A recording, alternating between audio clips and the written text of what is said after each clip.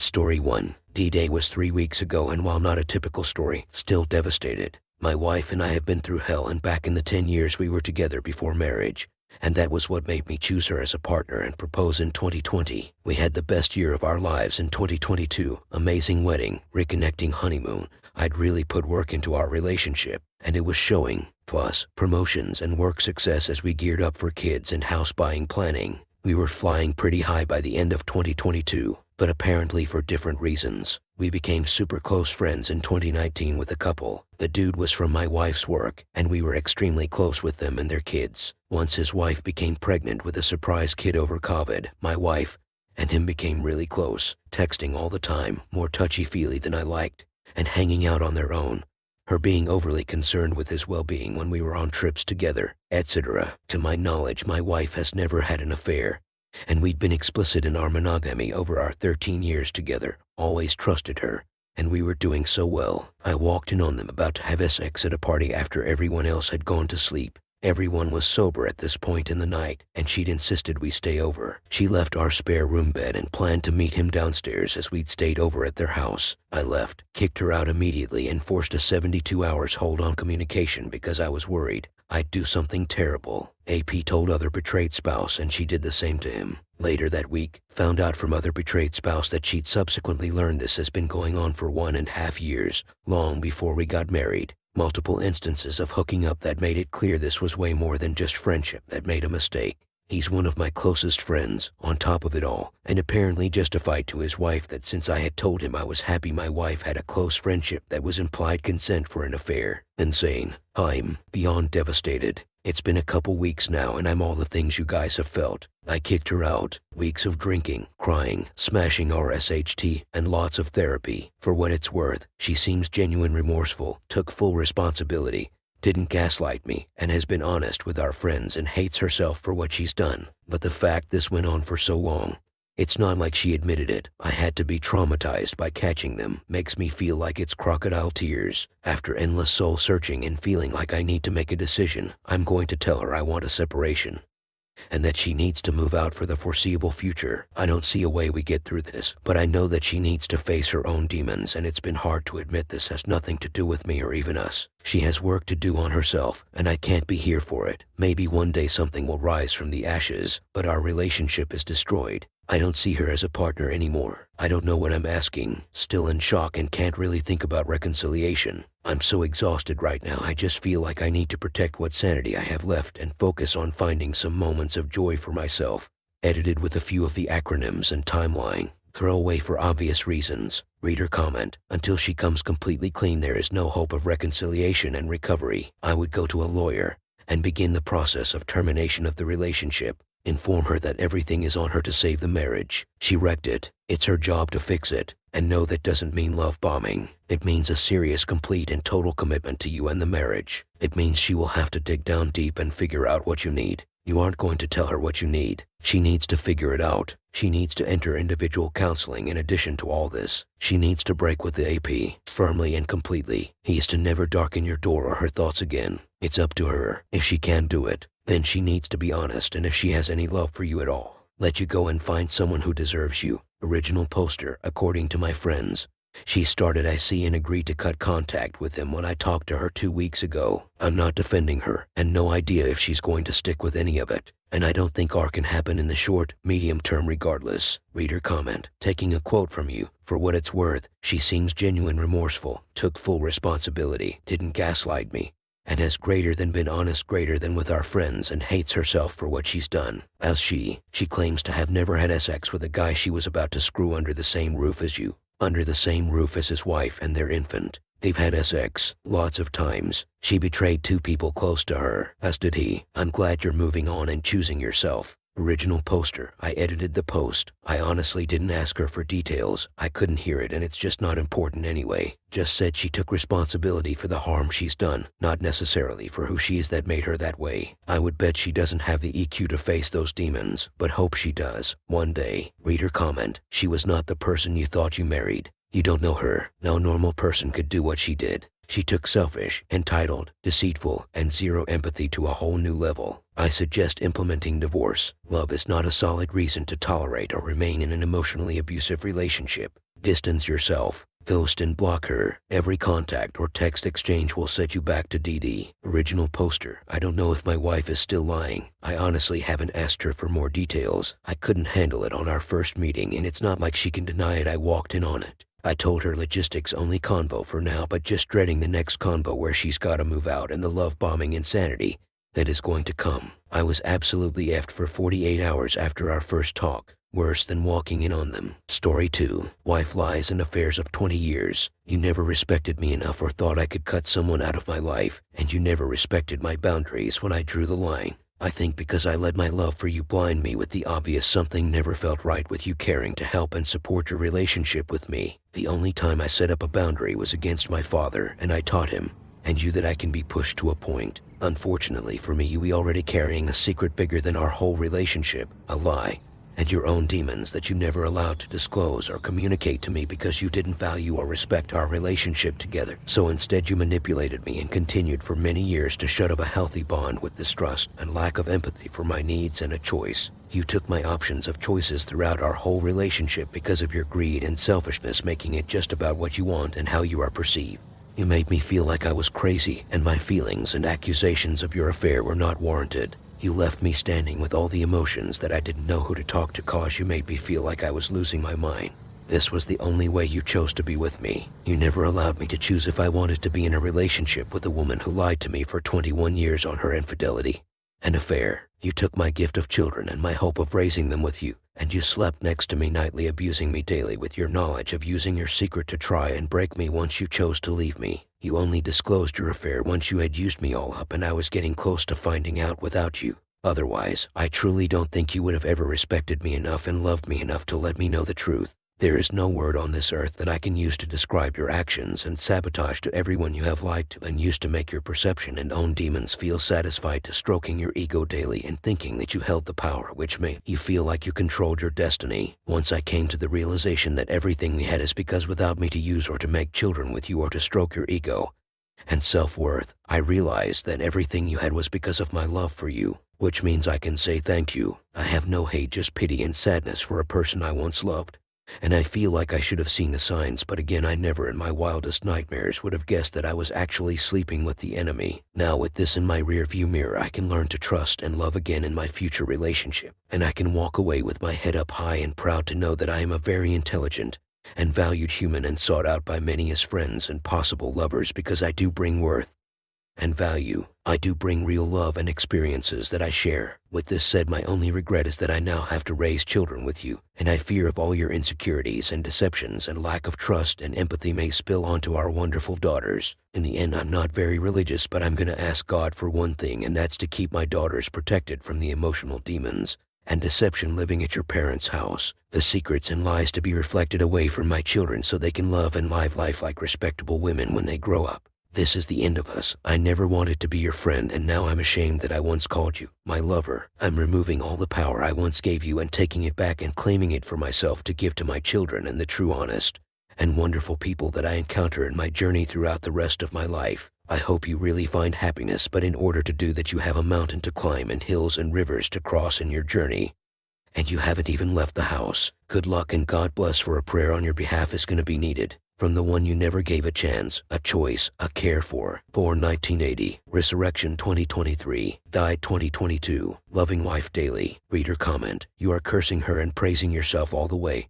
But I don't think such a weak man couldn't be a decent man at all. He shouldn't let her disrespect him second time. This weakness is main reason all this madness. He had no balls to leave from beginning. He was putting up with every mistake his wife made and somehow making up logical reasons. I only hope you got their paternity of full custody. You got everything going for you. Story 3. Caught my GF cheating. How do I learn to trust again for future relationships? Edit. To everyone saying I caused this by making her go off her meds, I did not force her to do anything. When she told me she wanted to come off, I supported her. She made her own decisions. She should know what she should and shouldn't do with her medication. After the first time, I told her she shouldn't do it again, and she did it again without telling me, saying I am to blame for her SHTTY actions is ludicrous. She was a serial cheater in her marriage. This is a repeated behavioral pattern. I now know that a doctor is needed for this. I had no idea about SSRIs at all before I met her. She made her own decisions. Long story, but I met this girl 15 months ago. We ended up becoming exclusive about 6 weeks in.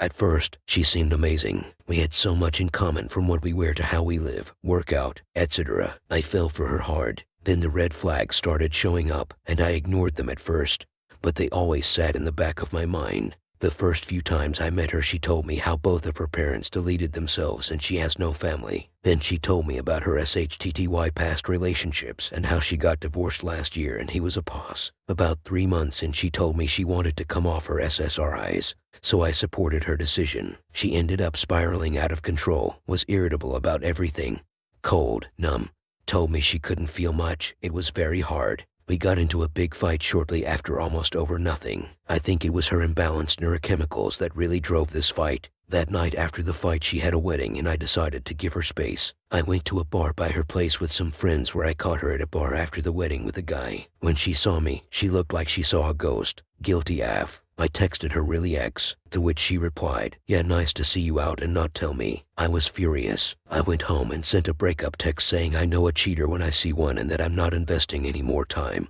money, or energy into her. Over the next few days, I really started missing her and reached out to her. We ended up reconciling and she told me that she went to meet up with some people from the apartment complex after the wedding. I believed her and forgave and told her I'm looking for a life partner I can trust with my life, to which she agreed. I told her there will be not second chance if something like that happens again and she needs to avoid situations like that look bad. Things got much better for the next few months. We became much stronger, I think in part because she finally adjusted to her tapering. Fast forward a couple of months and I find out she's pregnant. I said WTF how, because I don't ever remember finishing inside. She got livid for me asking that. Her hormones were all over the place during the termination I paid for. It got very rocky. After the removal was over, she told me she also started tapering during the termination even more, and I got pissed as to why she would not tell me that. This is a partnership and I need to know stuff like this that affects us. She wanted me to move in because I was going to move to her apartment complex with a friend before I met her. I said maybe it's not a good idea and we should wait, but she persisted, saying we'd save money and always be hanging out anyways. Stupidly, I moved in, and it was good for a week, but then everything I did annoyed her. I couldn't even ask simple questions like if she's eaten at a certain restaurant without her getting offended. She was just miserable all around, and this is what leads me to believe she's bipolar and taking SSRIs for that and not depression like she originally said. Around Christmas, I noticed her acting sketchy. I saw a text pop up on her phone driving home from my parents on Christmas and asked her about it, and she got very nervous. A couple days later, we had been fighting a lot, and I said to her maybe we need to accept the fact that we aren't compatible, which really upset her. I was giving her the option for us to split,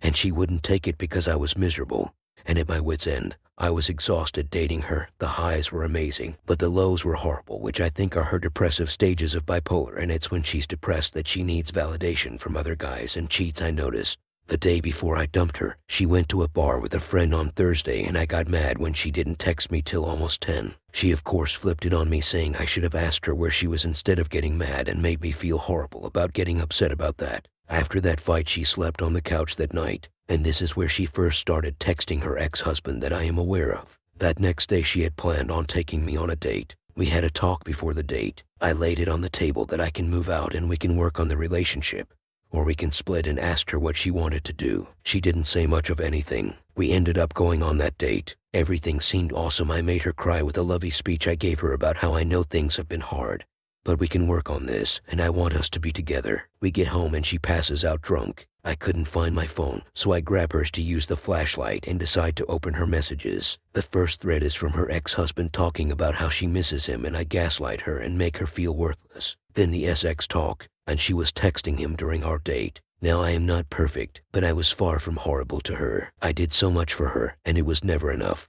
After I found those messages, I screenshotted them and sent them to myself and deleted them, and then took my dogs and slept at my friend's without telling her. I wake up to an old SX video being sent to her from my text messages with a girl from years ago that I guess I forgot about. She had gone into my iPad and sent it to herself to try and find dirt on me. Stuff like this blows my mind because she was always very insecure about girls I had a past with, and I found it very unattractive because I was always very secure. I guess I just don't understand how cheaters are so worried about getting cheated on and know how much it would destroy them, and yet they are doing just that. It makes me think they are very poorly developed adults, basically still at the emotional level of a teenager. I drive back to the apartment to make her delete the video. It's 6 a.m. and she's just lying in bed watching Netflix with this disgusting look on her face like she's been busted. She doesn't say anything. I said, "Do you really not have anything to say?" To which she replies, "What do you want me to do? Beg for you back?" I said, "Holy SHT, how about an apology like a normal person?" I then proceeded to tell her ex-husband's girlfriend who he was cheating on with her and is 1 week out from having his baby. She thanks me profusely, then calls me and tells me all about my ex, how she's a serial cheater and cheated her whole marriage with multiple guys. At this point I am so disgusted that I even dated a person like that.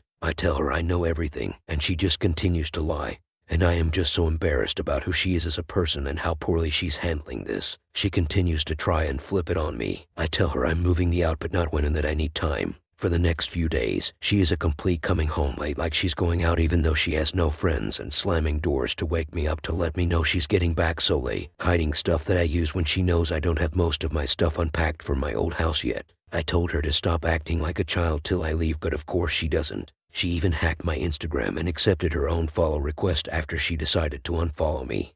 I told her I need 2 weeks to stay to find a new place. As soon as she left for work, I grabbed my new keys, had my 2 friends move my stuff into the apartment directly above her. She sold her bed to my friend, and we were sleeping in mine, so when I left, she came back to no bed and a pretty empty apartment. This is what confuses me. It's like she had no plan and was living day to day. Why would she ask me to move in and sell her bed and then cheat 3 weeks later? At this point, I can't believe I dated such a childish person and am embarrassed about it. I have now been moved out for 2 weeks and have had good days and bad days. My mind constantly races thinking she probably had sex with a few guys when she dated me too and is just lying about it. It keeps me up at night sometimes and I hate it. When I asked her if I need to get tested, she replied with, "Do I need to get tested?" to which I laughed profusely. I also don't even think the baby was mine anymore. She said the baby was 6 weeks old, and I did some digging, and she was on a work retreat 6 weeks prior. She said I probably got her pregnant after a show we went to that was only 4 weeks prior.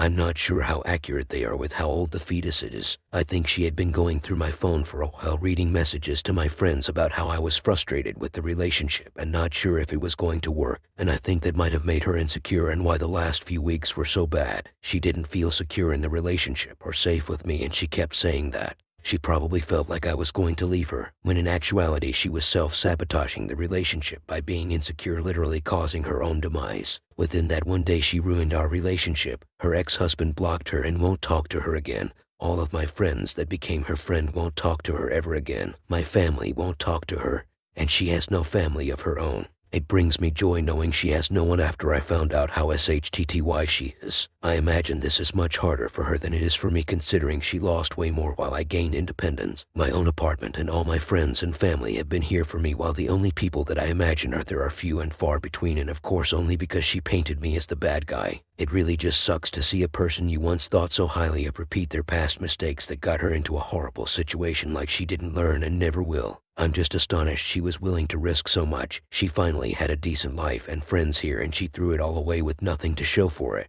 I want to recover from this and be stronger, but I worry I am going to have trust issues. I am so disappointed in who she turned out to be. She presented herself as someone with much better morals than she actually has. It was like as soon as she was caught, her mask came off and I saw the real her, and it was hideous. I told her I was disgusted I even dated her, and this is why she's divorced and has no friends. I felt violated letting someone like that into my life and introducing her to my friends and family. I don't want to have trust issues in my future relationships. I have always felt secure in my relationships and never felt the need to go through a girl's phone until this one. I imagine most girls aren't this manipulative and deceptive, but right now I know I would have trust issues. I just want to get back to my confident, trusting, loving self. It sucks to see such a SHTTY person can do this to someone with a good heart. Everything felt like a lie. I know I am way better off without her. I dodged a massive bullet and got out much cleaner and quicker than her ex-husband. It's the cheating that is bothering me the most. I feel like she did way more than I know of, and I'm mad at myself for not listening to the red flags and not finding out sooner, and not knowing the full truth bothers me. I'm also disgusted that there's people out there that feel the need to cheat as soon as the relationship gets rocky.